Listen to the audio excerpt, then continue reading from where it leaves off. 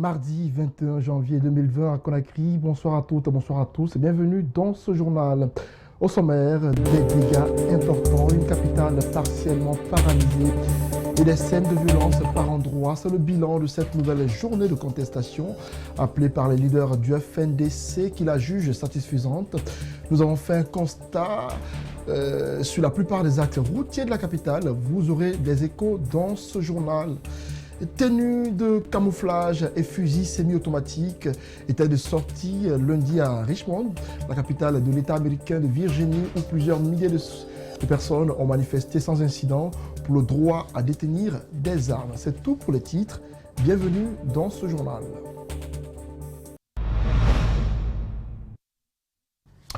Nouvelle journée tendue à Conakry dans plusieurs villes de l'intérieur du pays. Des scènes de violence ont été enregistrées avec des dégâts importants. Sur la route Le Prince, la circulation est restée paralysée. Sur les carrefours de Anko 5 et de Koza, toutes les activités étaient au ralenti. Il faut tout de même noter des échauffourées qui ont été constatées par nos reporters sur l'axe la T5 entre jeunes manifestants et des agents des forces de l'ordre. Djibril Ba, Aliouba nous signe ce constat.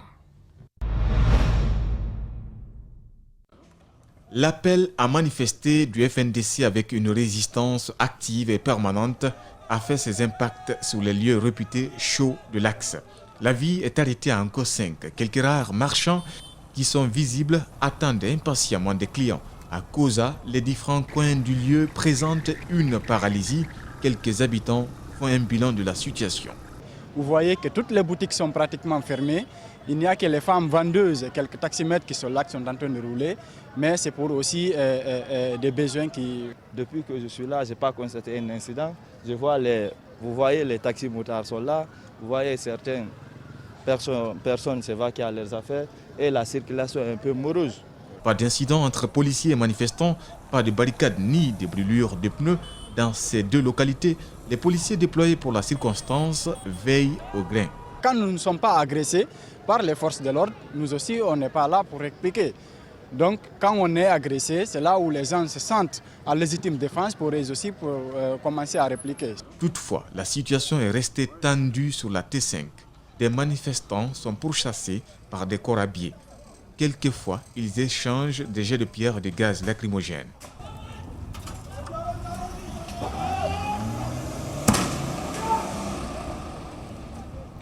Des projectiles qui laissent un impact sur les différentes artères. Je demande aux autorités et à l'opposition de s'entendre. Nous souffrons. Voyez, il n'y a pas de route. On est obligé de rester sur place.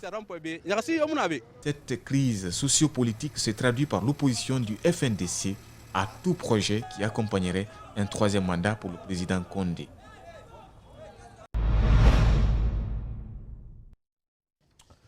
Toujours sur la route Le Prince, les citoyens ont suivi comme une injonction l'appel du FNDC. Dans la matinée de ce mardi, toutes les boutiques sont restées fermées, la circulation paralysée et une forte présence des forces de sécurité. Mamadou Saliouba, Alseni Kamara y ont fait un tour. Suivez. Une route désertée, des magasins fermés et des jeunes qui suivent comme une injonction l'appel du FNDC. Ce mardi, de Bambeto à Hamdallah, la plupart des véhicules que l'on croise sont ceux des gendarmes ou des policiers. Une circulation fortement paralysée, des citoyens qui s'opposent à une nouvelle constitution. Pourquoi changer la constitution à telle heure, à tel moment-là? Il y a 9 ans de cela que le professeur Alpha Condé est là. Pourquoi pas changer la constitution à son premier mandat, la première année ou la deuxième année? Pourquoi attendre à la veille, à la fin de son mandat, à 3 mois ou à 4 à 5 mois de fin de son mandat et dire qu'il va changer la constitution? Quel est l'objectif de ça? Pour une fois, pas de pneus qui brûlent, pas de barricades, pas d'affrontement ou le non plus entre Koza et Hamdallah, mais une forte présence des forces de l'ordre qui surveillent sans relâche les habitants. Mais les gendarmes qui sont là, mais on ne nous a pas agressés aujourd'hui, on est avec eux sans problème. Mais les policiers qui sont là-bas, ils ont venu ici tirer les gaz lacrymogènes, ils disent que les gens sont rentrés. La peur, la méfiance, surtout le long de la route Le Prince. Devant les magasins et les boutiques, quelques citoyens venus monter la garde, ou plutôt suivre l'appel du FNDC dans le calme. Depuis 6 heures, nous, on n'est pas sortis. On n'a même pas eu pour partir au marché. Il y a des militaires qui ont arrêté tout ici. Vraiment, quand même, il n'y a pas au même depuis au moins les enfants avec les militaires au moins. Mais on ne sort pas. À Bambeto, à Koloma, un calme trompeur, tout comme à Koza, où les femmes ont ouvert le marché par endroits. De Koza à Hamdallah, en passant par Bambeto, on peut dire que tout se passe bien. Mais attention, ici, la situation peut changer d'une minute à l'autre. Mamadou Saliouba à l'instant. La manifestation à la résistance active et permanente du FNDC a impacté les activités au grand marché de Madina pour l'économique de la capitale. De nombreux magasins et boutiques sont restés fermés. Cependant, certains ont préféré venir chercher le quotidien. Reportage Mamadou Boy-Diallo, Abakar Din Kamara. Nous sommes au grand marché de Madina, pôle économique de la capitale. Ici, les activités sont paralysées à cause de l'appel à la manifestation active du FNDC opposé à un changement constitutionnel et un éventuel troisième mandat pour le président Alpha Condé. De nombreux boutiques et magasins sont fermés et la circulation est moins dense. Cette situation impacte l'activité de jeunes revendeurs de friperies. Le mouvement est mort. Un mouvement comme l'habitude. On s'est déplacé pour venir ici, pour faire notre activité ici aujourd'hui. On a trouvé que les boutiques, non seulement les boutiques sont fermées, mais les femmes malinquées qui nous donnent souvent les balles à vendre, ils n'ont pas venu aujourd'hui. Donc ça va beaucoup mieux. Ça dû à quoi? Pourquoi ils ne sont pas venus? Pourquoi c'est fermé? Parce qu'aujourd'hui il y a la grève. Il n'y a pas de travail, il n'y a rien aujourd'hui. Pourquoi? Parce qu'on a appris qu'il y a un mouvement dans la capitale. Bon, donc, en tant que jeunes, nous, on se débrouille. Il n'y a pas de travail, il n'y a pas d'emploi. Après Madina, direction Kalouma, centre administratif de la capitale. Des forces de l'ordre sont postées au niveau du pont 8 novembre. Au centre-ville, ce n'est pas l'ambiance habituelle pour qui connaît cet endroit pendant les jours ouvrables. Cependant, les boutiques et magasins sont ouverts, l'administration publique et privée fonctionne. À l'intérieur du pays, en plus bref, nous l'apprenons à l'instant, la prison civile de Dalaba a été attaquée par des manifestants. Les détenus sont sortis des cellules. C'est le site d'information Mosaïque Guinée qui nous l'apprend. Nous y reviendrons. Sur l'autoroute Fidel Castro, la réalité n'est pas la même. Les choses tournaient plus ou moins à la normale ce mardi. Tôt le matin, un tas des huiles de moteur ont été déversées sur la chaussée.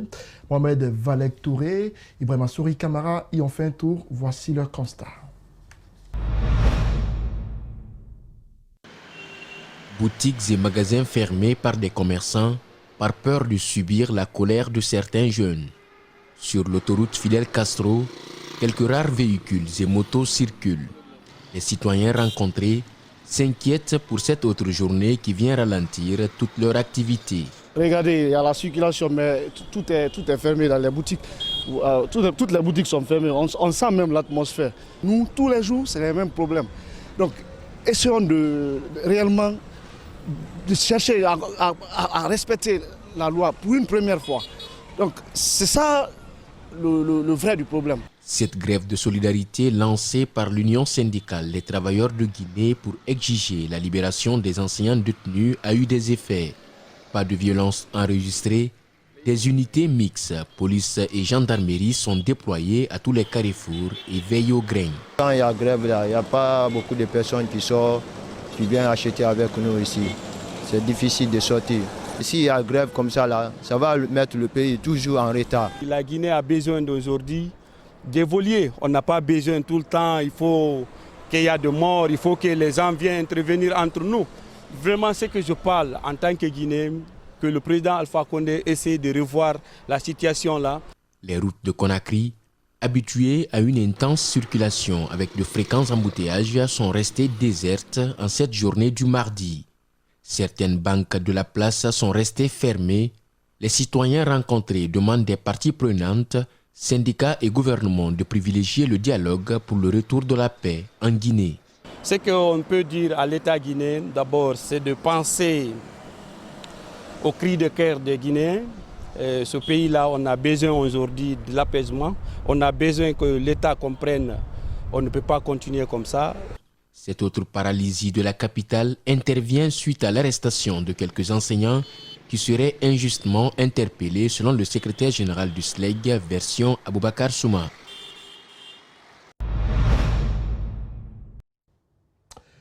20 préfectures sur 33 ont suivi le mot d'ordre de résistance active et permanente déclenché par le FNDC. À la mi-journée, on déplore un blessé par balle à Conakry. C'est le bilan provisoire établi par le directeur des opérations du FNDC. Par rapport aux violences enregistrées, Ibrahima Diallo n'hésite pas. Il pointe du doigt les forces de l'ordre et les jeunes qui, selon lui, ont été infiltrés. Alseni Bari et Yacouba Traoré l'ont rencontré. 14h à Conakry. Bambeto Hamdallah paraît calme. Quelques pick-up de la police sillonnent. À côté de la mosquée qui mène à l'aéroport, des affrontements entre jeunes et forces de l'ordre. Des heures qui auraient débuté à minuit, nous ont indiqué des agents hors micro. Le directeur des opérations du FNDC dresse un premier bilan. Et nous avons enregistré une personne qui est atteinte par balle. Donc cette personne est blessée, elle n'est pas encore morte. Globalement, c'est un bilan positif parce qu'au-delà de ces 20 préfectures qui ont répondu à l'appel du FNDC, vous avez aujourd'hui la capitale guinéenne, Conakry, qui est complètement paralysée. Et par endroits, des citoyens se sont mobilisés, souvent le mot d'ordre du FNDC, pour organiser des manifestations dans leur quartier. C'est clair, des violences sont enregistrées depuis la semaine dernière. Des morts d'hommes, des postes de police saccagés, des voitures incendiées dans certaines localités. Ibrahima Diallo donne des explications. Nous avons été d'ailleurs informés hier que les autorités auraient préparé des groupes de jeunes contre manifestants pour accompagner les forces de défense et de sécurité dans le maintien d'ordre, mais aussi à commettre des actes de vandalisme comme nous l'avons constaté la semaine dernière avec preuve à l'appui, mais aussi arrêter et procéder à l'arrestation des citoyens. De l'autre côté, à l'Abbé, l'armée est venue en renfort après la destruction du palais de justice. Le gouverneur de la ville de l'Abbé a exprimé son intention de militariser la région de l'Abbé bien avant le début des manifestations du FNDC. Et donc, aujourd'hui, la question essentielle qu'il convient de se poser est celle de savoir est-ce que ce n'est pas lui qui aurait organisé ces actes de violence et de vandalisme-là pour justifier la militarisation de la région de l'Abbé. L'appel à la résistance du FNDC devrait durer 2 jours cette semaine. Et puis il faut rappeler qu'à travers un communiqué, le ministère de la Sécurité apporte un démenti à ce bilan du FNDC. Selon le communiqué, l'appel du FNDC n'a pas été suivi à Kaloum, Dixine et Matam. Cependant, dans la commune de Matoto et surtout de Ratoma, des loupards violents ont fait éruption à certains endroits pour déverser de l'huile de vidange sur la chaussée, ériger des barricades, caillasser et incendier des véhicules. Au Petit Lac, à Taouia, des loupards se sont attaqués à des commerces avant de s'attaquer à 2 véhicules. Aussitôt, la réplique des victimes a été immédiate, ayant entraîné un début d'affrontement entre loupards et victimes de pillage et de destruction de biens privés, a fait savoir le ministère de la Sécurité dans un communiqué.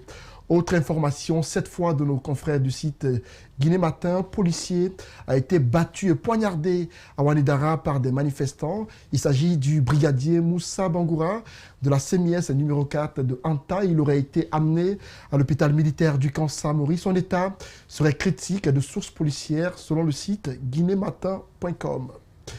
Les cours ont de nouveau été perturbés ce mardi avec la grève du SLEG et l'appel à la résistance du FNDC pour toucher du doigt les réalités. Malik Sangana Kamara et Ibrahima Sori Kamara ont sillonné quelques établissements publics de la commune de Matam. On suit le reportage. Ce mardi, la cour du lycée-collège du 1er mars de Matam est déserte. Alors que c'est un jour ouvrable, aucun élève ne se trouve dans les salles de classe. Le peu d'élèves qui étaient matinalement venus est aussitôt rentré à la maison. Il y a eu qu'une cinquantaine d'élèves qui sont venus, qui sont des élèves de terminale, qui étaient avec le projet, plus un petit groupe d'élèves qui venaient pour leur éducation physique, EPS, et qui viennent de partir. Donc les professeurs aussi, sur les 20 et quelques professeurs qu'on avait, on a reçu seulement 6 professeurs. Et certains nous ont appelé que là où ils se trouvaient, ils ne pouvaient pas venir. Dans plusieurs autres établissements publics de la commune de Matam, comme au lycée Koléa, ce sont les mêmes réalités constatées. Pas de cours ce mardi. Le proviseur nous confie que les élèves présents ont été libérés à 12 h par crainte de se faire attaquer par des personnes incontrôlées. Quelques professeurs assidus sont assis dans la cour pour juste passer du temps entre collègues. Ces perturbations s'expliqueraient par la grève du SLEG et les manifestations engagées par le FNDC. J'avais remarqué que franchement ça n'étudie pas. Et effectivement c'est comme ça. La grande partie aujourd'hui des écoles guinéennes aujourd'hui n'étudient pas. Et donc ça ne va pas. Donc il faut sauver l'école guinéenne. Pour sauver cette école guinéenne, il faut que nous, en charge de l'éducation du système éducatif, qu'on se mette sur pied, de rencontrer les syndicalistes, de passer par la table de négociation. Surtout le gouvernement a déjà fait une bonne volonté d'abord de commencer la négociation. Crainte ou méfiance, beaucoup de parents d'élèves préfèrent garder leurs enfants à la maison pendant des périodes de troubles. Cet encadreur lance un appel. Je veux dire aux parents de laisser les enfants venir et de donner des conseils aux enfants que s'ils viennent à l'école, c'est pour étudier, ce n'est pas pour passer dans les quartiers pour casser quoi que ce soit. La fin de la crise dans le système éducatif guinéen n'est pas pour demain. Le SLEG maintient sa position de poursuivre la grève jusqu'à la satisfaction de ses revendications. Sur un plan tout autre, le premier sommet Royaume-Uni-Afrique pour les investissements a eu lieu hier lundi 20 janvier à Londres avec la présence d'une vingtaine de pays africains, des chefs d'État et de nombreux hommes d'affaires. Le Premier ministre britannique Boris Johnson a plaidé en faveur d'un Royaume-Uni en tant que partenaire d'investissement de choix pour les pays du continent africain. Le président de la République de Guinée, Alpha Condé, s'est exprimé à ce sommet. Gabriel Curtis, le ministre des Investissements et des Partenariats publics et privés, était de la partie également. Suivez. Je pense qu'il y a une véritable volonté du Royaume-Uni de raffermir les relations d'affaires et d'investissement avec le continent africain. Ça nous ouvre d'autres opportunités, d'autres portes. Je pense que le Premier ministre britannique l'a dit ce matin. Tout le monde est conscient, y compris le gouvernement guinéen, qu'il faut appuyer les femmes entrepreneurs et les jeunes entrepreneurs. C'est la raison pour laquelle nous-mêmes, nous avons mis des politiques pour vraiment s'assurer que l'entrepreneuriat féminin est jeune et appuyé. Le Royaume-Uni veut un partenariat gagnant-gagnant et qu'ils ont des atouts à offrir, mais ils ont aussi un marché important et attractif pour les produits africains. Je pense que c'est là où la Guinée peut vraiment bénéficier de cela. Déjà, on note avec satisfaction l'investissement britannique en Guinée. Vous avez à lui faire avec 1,8 milliard de dollars qui est en activité. Vous avez des investissements du CDC dans l'hôtel Noum et aussi dans un projet de solaire, des 40 MW avec Solveo. Et là, aujourd'hui, nous avons signé un protocole d'accord sur le développement de projets structurants, notamment dans les infrastructures et ferroviaires. Et donc, sous peu, vous allez en voir les résultats. Je suis là dans le cadre du renforcement du partenariat entre le gouvernement britannique et le gouvernement de la République de Guinée.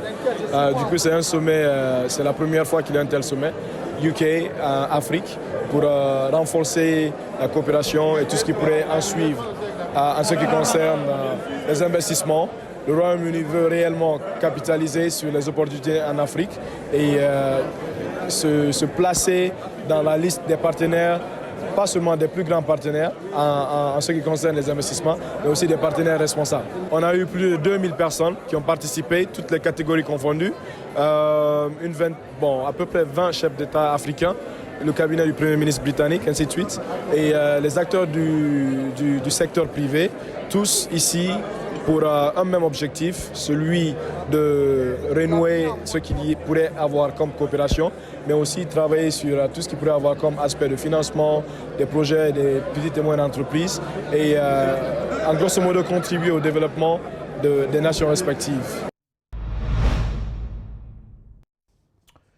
Et puis pour clore ce journal, SOS pour le jeune Tierno Talibé Bari, âgé de 12 ans. Il souffre d'une tumeur à la jambe droite qui risque de lui être fatale. Les jeunes de Guinée SOS Online se mobilisent et appellent à un soutien pour sa prise en charge. Babou Kondé et Elseni Camara l'ont rencontré. Suivez.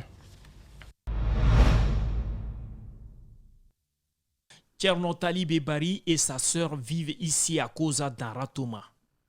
Admis à l'examen d'entrée en 7e année saison 2018, Talibé n'a jamais repris le chemin de l'école à cause de cette tumeur qui l'empêche de marcher. Il a fait un accident sur un Magbana. Il a cogné seulement son pied là. Mais nous, on pensait qu'il n'y avait pas de problème. Je l'ai pris, je l'ai envoyé, mais je n'ai pas pensé à aller à l'hôpital pour faire la radio. En fait.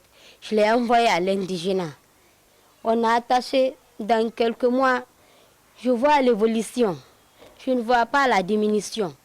Déboussolé, Kadiatou Bari dit être à bout de souffle. De l'indigène à la médecine moderne, elle a tapé plusieurs portes afin de trouver un remède à ce pied de son frère qui se gonfle sans cesse. Une situation qui a interpellé les jeunes de Guinée SOS Online. Donc c'est pourquoi à l'instant, je profite pour lancer un appel à toutes les personnes de bonne volonté, les hommes politiques, les hommes d'affaires, les grands commerçants, ils sont capables, ils peuvent sauver la vie de ce petit. Donc aujourd'hui, dans un premier temps, ce qui est plus important, c'est comment on peut mobiliser un fonds nécessaire, n'est-ce pas, pour faire des examens d'abord. Maintenant, c'est après les examens, on pourra connaître d'autres montants pour le traitement et tout ce qui s'ensuit. En tout cas, si on ne vient pas maintenant, il risque de perdre son pied. Je suis issu d'une famille pauvre. Je suis l'aîné encore. Nous sommes 6. C'est lui le 5e.